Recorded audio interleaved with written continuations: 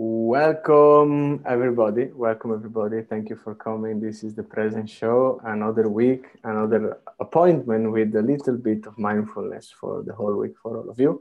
And with me, as usual, there is somewhere the Mindful Pat. Our Mindful Pat, how are you? Hello. Hey, Lele. And our guest of today is Poonam, that is directly from across the Atlantic for me, actually, that is in Dallas, Yes. right? Welcome to the present show.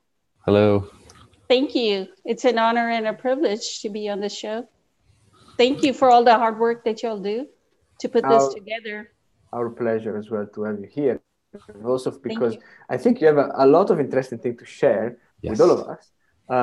And you know, the interesting thing is that we have also internally, right? But in general, there are many communities, right? And you are also part of one of the communities where you like to share information, important quotes, important facts, like we are doing with the present show. So we are sharing actually the same desire and interest in sharing things we believe they are good, right?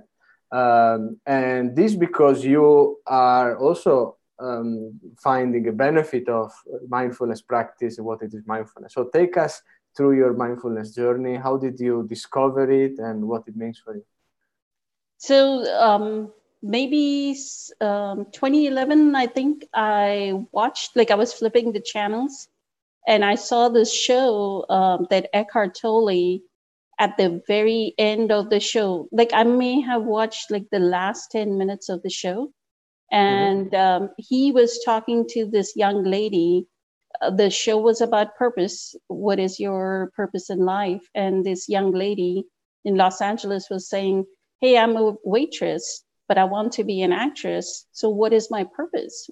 How am I supposed to live my purpose? And all I heard him say was, your purpose right now is honoring what you're doing now. If you're a waitress, how do you do your waitressing?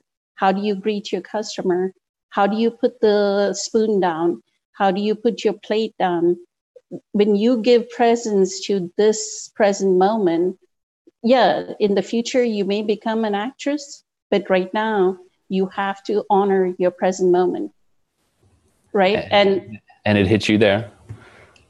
Yep. And there was something about him that I actually really, really liked. He's not a very handsome man. He's not a Brad Pitt. And it's like an ordinary looking man. And you gravitate towards this very ordinary looking man and you listen. And then they posted about the Oprah Winfrey had done a webcast with him in 2008 of his book. I have his book, A New Earth. Right. And she has all the 10 chapters. They went chapter by chapter. Elizabeth Lesser from the Omega Institute actually put together a lesson plan for them on how they would go through the chapter. And it was millions of people watched the first time Skype was used. It was amazing. So that's how it helps. You know, you can read a book, but you never get the author's point of view.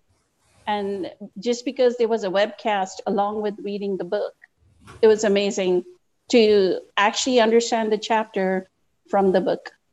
I remember when I first got exposed to him and I read The Power of Now. And I have that too. Just show it, yeah. So after a few chapters, you finally get the point. And he has such a great way of telling the same thing in many different ways. And afterwards, I saw him on the internet, and I was like, wow, it's even better to listen to him than it is to read his words. So, most definitely. One of the main things that, main points that I've listened to him, and even when he's talking, right? So what he talks about is we are not fully here and now. Our mind always wants to, we're in the next thing to do, We always, so if you're at the grocery store, right? You want to go buy your groceries, which is every human being, no matter where in the planet, goes to the grocery store. We want to go buy groceries, but we are still in the car driving. We already want to be at the grocery store. When we are picking up things, we already want to be at the cash register.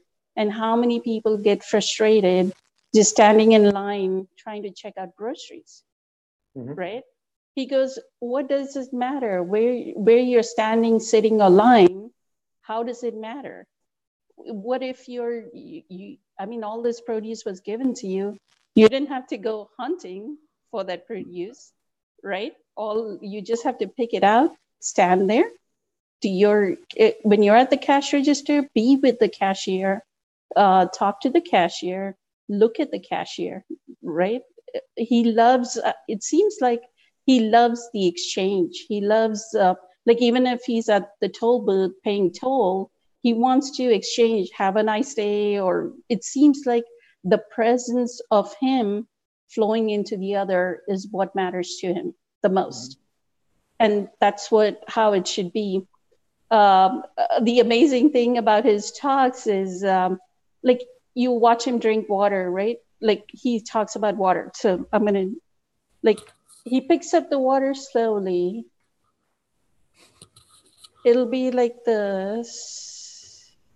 He'll hold it and slowly bring it to his lips. Right? That one mindful moment of even picking up the water, even drinking.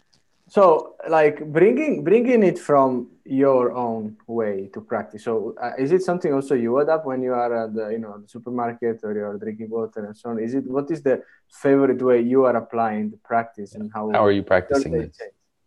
The same thing while drinking. You drink. When you're doing dishes, like you feel the dish, right? Like you feel the water flow on the dish. You wash it. You see the bubbles. You feel the smell of the soap. If you're cleaning a table, you spray. You smell the spray, right? You feel the pressure of the cloth on this thing. One other thing, I'm gonna bring a flower. So I love buying flowers. So I look at the flower. Can't have everything there. Feel the leaf. Look at this beauty. Right? It's amazing. So it's really about bringing all your attention, all your focus into this present moment, whatever you're doing, wherever you are, and just fully being engaged with now. Yes. Even when you're doing your keyboard, like if you're writing your email, can you feel your fingers like type the words? How is when I brush my teeth, I'll brush my teeth with the right hand, but hold my left hand up and I'll feel the energy in my left hand. Even now, if we leave our hands down, can we feel the energy? Right? I remember he said something once in a talk where he said, you close your eyes, I think it was, and you can still, where your hand is, you can still feel your hand. Mm-hmm. And that's how he was explaining to feel the energy of the hand. Because the inner body, what he calls the inner body, when we are in the mind, we are up in the head. And he says to anchor the mind, which is being in the head means I'm thinking about the future or I'm thinking about the past. When we dwell in the body, right? Like the feeling of the hand, I can feel the pressure like on my lap.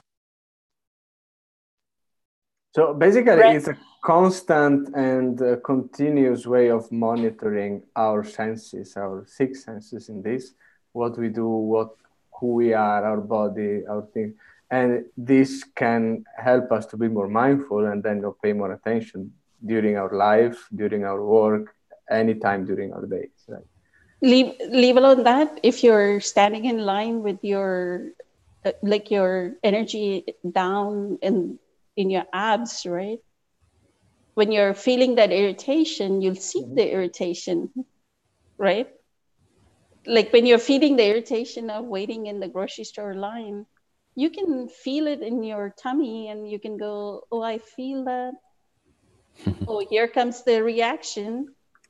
I don't need to react, right? Then you come back, take a breath, look around, look at a picture or wait, and then your turn comes. And sometimes, when you come into presence, suddenly somebody else will say, hey, come, I'm opening another lane, and come get yourself checked out at the other lane. I mean, amazing things happen when we move into that state of acceptance. Amazing things happen, right? And already amazing is the fact that while a several amount of people might be either angry or nervous or fidgeting or thinking about the future or the fact that they're late and so on, there is someone in the middle of this line with some nice stillness, just in the present, enjoying that moment that for many might be unpleasant. And that's a very good achievement, I would say. Exactly. Like the other day, I went to get my haircut, and when I entered the salon, my hairstylist was talking to two people, and they were talking in a loud voice. Another hairstylist was working with her client, loud voice. The moment I entered, I sat down, and he made me wait 45 minutes. I sat down, I picked up some of my Facebook posts and started responding. I sat very quietly. Soon enough, the client and the other hairdresser left. And these two ladies that were talking in a loud voice, silence. Everything became very silent. And then the other lady left too. So it's like amazing how your presence can bring and heal what is around you. Same thing with phone calls, right? Like conference calls, you're sitting on a call and you don't know what energies, like what another person has fought with their wife or fought with their children, or how did they come on that conference call. Just because you're present and your tone of voice, how you speak, it changes. It changes how people interact with each other, how we interact, and it's more fruitful. Like the other person may come up with more innovative ideas. IBM's hugest thing is think. But if you're constantly in a stressful mode, how are you going to think that is creative? Your thinking has to have that power, right? The power of presence, that it really makes a difference in this world. What you're saying, what you're about to do has to make a difference. And so it helps with the IBM's think philosophy as well. Are you thinking the right thing? What is the right action is what is needed, right? Well said. Well said. But that means, Pat, I grabbed another thing from the thing. Can we say as well, as a little tip for this week, that any time we are in a queue or we are waiting is a good time for a mindful minute? Yes, I would agree. Yeah. It's a good minute to feel your breath. Take it in, feel it completely, release it, and be there. Be there and look forward to the interaction, whoever it is. That person, maybe I talked to somebody who was checking out, and she had a speech impediment, and I told her, your voice is very sweet, what is it? And she goes, no, I have a speech impediment. And I went, God is so amazing that even in that something what we label as humans called speech impediment, it is so sweet. And she just smiled, like the biggest smile. Done. Like that presence that flows from us into the other, honoring somebody that has a speech impediment. It's so amazing. And interactions are more kindness, right? There's a loving kindness, that benevolence that flows. from us into the other. So No, I look thank forward you, to that. Poonam. I think that the energy and the positive energy that you're bringing to us is unique. So thank you a lot for sharing. Take us to 1 minute of stillness, of mindfulness. 1 minute Presence, where yeah. we can be all. It's the perfect timing for everybody, to practice all together. So, anything you do that you would like to share with us as a little practice? I would say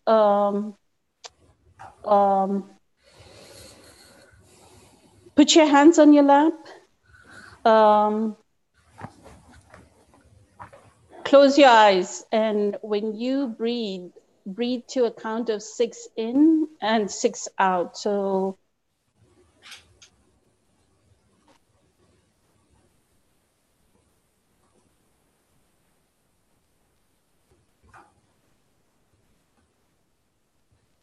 So 1, 2, 3, 4, 5, 6, and then out. 1, 2, 3, 4, 5, 6.